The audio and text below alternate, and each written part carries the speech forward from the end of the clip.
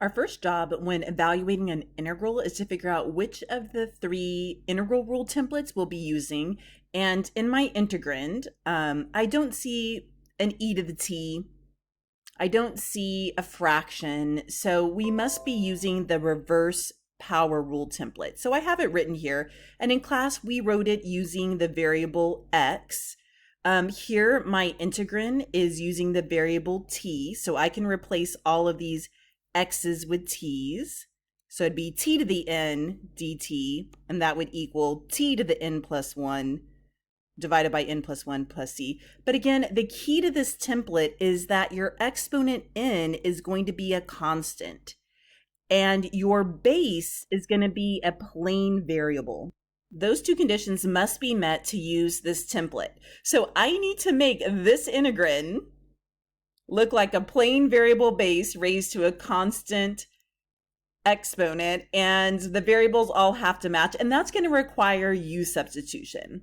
And that's because I am not allowed to distribute this t to the 8th power into this binomial, because the binomial is being raised to the 7th power.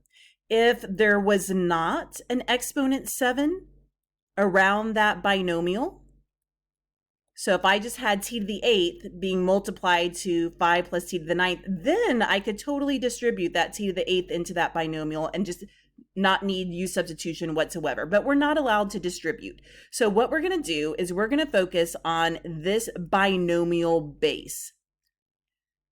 Okay, you could try some other things. You could go through some trial and error, but we're going to train our brain to look at the most complicated base and try that first. So I'm going to let the u replace the base.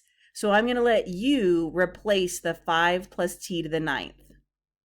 Okay, and I'm only replacing the base. My goal is to get a base that is a plain variable, right? So I'm going to replace that base with a u. Basically, I'm going to make this template look like this. The integral of u to some constant exponent du, and if I can accomplish that, then my template says the antiderivative would be u to the n plus 1 over n plus 1 plus c. So this is my goal. I'm trying to make that base the u.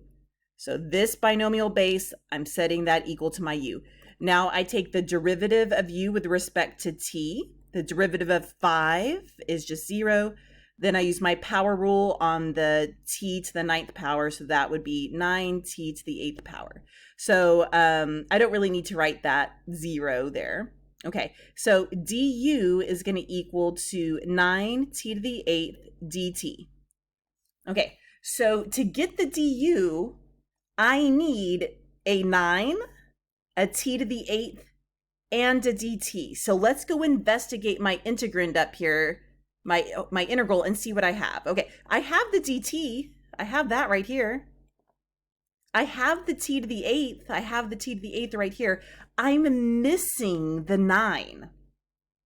Okay, I can only work with what I have. I need to isolate what I have here. So let me rewrite this for a minute. Okay, so I'm going to write my binomial t to the 9th to the 7th power first. And since order doesn't matter when I multiply, I'm going to relocate that t to the 8th dt to the end here. So basically, I'm going to isolate the things that I have here and see what I can replace it with. Okay, so to isolate the t to the 8th dt, I need to just divide both sides by 9. Okay, there's an understood 1 in front of that du. So 1/9 du is equivalent to t to the 8th dt. That tells me if I have a t to the 8th dt, I can replace it with a 1/9 du. So this t to the 8th dt over here, I'm going to replace that with a 1/9 du. I'm already replacing this base over here with a u. So when I do all that, I'm going to end up with u to the 7th times 1/9 du. Then we'll just pull that constant out in front of my integral. And that's going to give me 1/9 integral of u to the 7th du. And see how I fit my template now? I have a plain variable base. It happens to be a u. I have a constant exponent. It happens to be a 7. So I'm set up to use this template. So my template says I can get my antiderivative. I have that 1/9 that I pulled out, and I'm going to multiply that 1/9 to the result of my template. So I'm going to have u to the 7 plus 1 over 7 plus 1 plus c. Okay, let's clean that up a little bit. That's going to give me 1/9 times u to the 8th over 8 plus c. Okay, well, I have 1/9. That's multiplying to u to the 8th over 8. So it's like I have 1/9 being divided by 8. Oops, I meant to write a division there. Okay, so you can type that into your calculator, or you can just go straight across and say numerator times numerator, 1 times u to the 8th would give me u to the 8th. And then denominator times denominator, 9 times 8 would be 72 plus c. Or like I said, you could just type in 1/9 divided by this denominator 8. Type that in your calculator, or you could multiply by the reciprocal.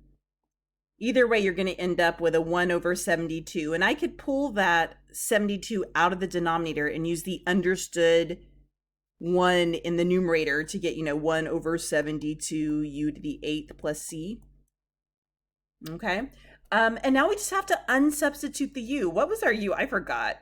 It's been a while. Okay. It was up here, it was a 5 plus t to the 9th. Okay. So I really have 1 over 72 times 5 plus t to the 9th raised to the 8th power plus c. This is my antiderivative.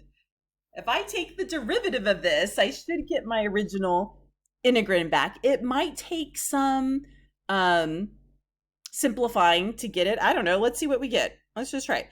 Let's check this. Okay, if I'm claiming my original function is 1 over 72, 5 plus t to the 9th times 8, raised to the 8th plus c. Okay, I don't know. Let's do our power rule. Let's take this derivative. Okay, I dropped my 8 down to the front. So 1 over 72 times 8, that's 8 over 1. That's going to reduce to 1/9. Okay, so I have 1/9. I have 5 plus t to the 9th to the, I decrease the exponent by 1 to the 7th power, okay?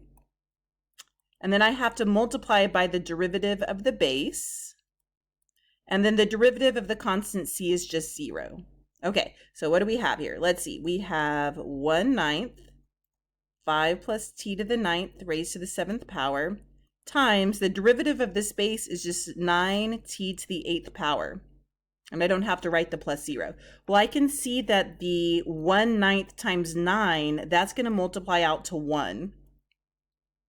And see how I'm left with that t to the 8th power and then the binomial raised to the 7th power?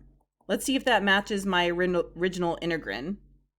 I don't know. I don't remember what it was. It does. It matches this original integrand up here. Okay, so I didn't have to do any simplifying in this case. When I took the derivative to check, it directly matched my integrand. Sometimes you have to factor out a GCF. Sometimes you have to do some algebra to make them match. But if you found the correct antiderivative, it should end up matching. Anywho, these take practice. You need to be neat and organized. So if you have any questions or would like me to look over your work, just take a picture and email it to me or come visit me in office hours.